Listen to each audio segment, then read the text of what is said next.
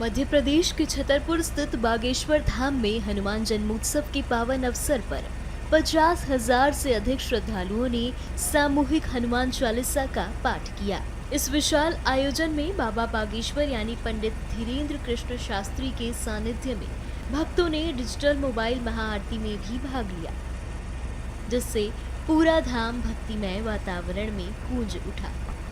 हनुमान जन्मोत्सव के पावन पर्व पर श्री हनुमान जी महाराज के प्रकटोत्सव का भव्यता दिव्यता के साथ बागेश्वर धाम पर उत्साह पूर्वक यह उत्सव मनाया गया।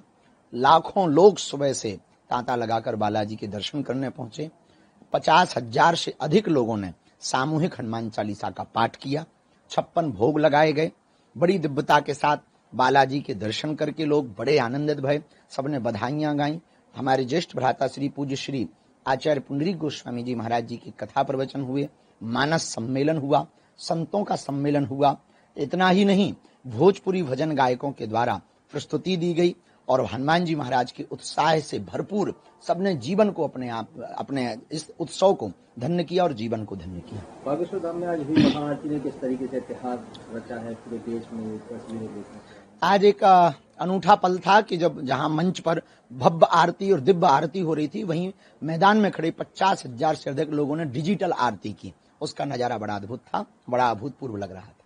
इस तरीके संदेश है युवा पीढ़ी वासियों को हनुमान जी के जन्मोत्सव पर जीवन काल की एक बात प्रत्येक युवा को ध्यान देने योग्य है कि जब वो माता जानकी माता का पता करने के लिए लंका जाते हैं तो रास्ते में खूब अवरोध, खूब अड़चने मिलती हैं। सिंघका मिलती है, लंकनी मिलती है, सुरसा मिलती है, लेकिन सबको पार करके उन्होंने अंततोगत्वा माता सीता की खोज कर ही ली। ऐसे ही सफलता के मार्ग में बहुत अवरोध मिलेंगे। वो कभी लंकनी होगी, कभी सिंघका होगी, कभी सुरसा होगी, पर इनको जो पार कर जाएगा वो सफलता पा जाएगा। और हनुमान जी के चरित्र में आया है कि जाते समय तो 3-3 अवरोध मिले, आते समय एक भी अवरोध नहीं मिला। ऐसा ही होता है, जब सफलता पाने जाते हैं तो बहुत अवरोध आते हैं, कभी नींद, कभी निंदा, कभी नारी, लेकिन जब सफलता पा ली जाती है तो कोई अवरोध नहीं होता। अद्भुत संयोग रहा।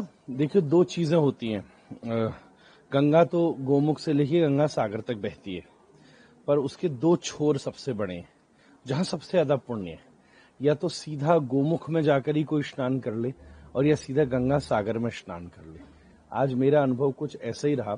हनुमान जी तो भारतवर्ष के कण कण में है। स्वामी रामदास से लेकर के सबने हनुमान जी की उपासना की है, पर वर्तमान समय में सारा भारतवर्ष जहां हनुमान जी की ऊर्जा का अनुभव करता है गंगा सागर की तरह, वो बागेश्वर धाम है।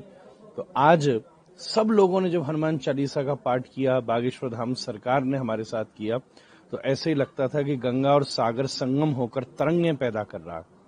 एक विलक्षण अनुभूति रही।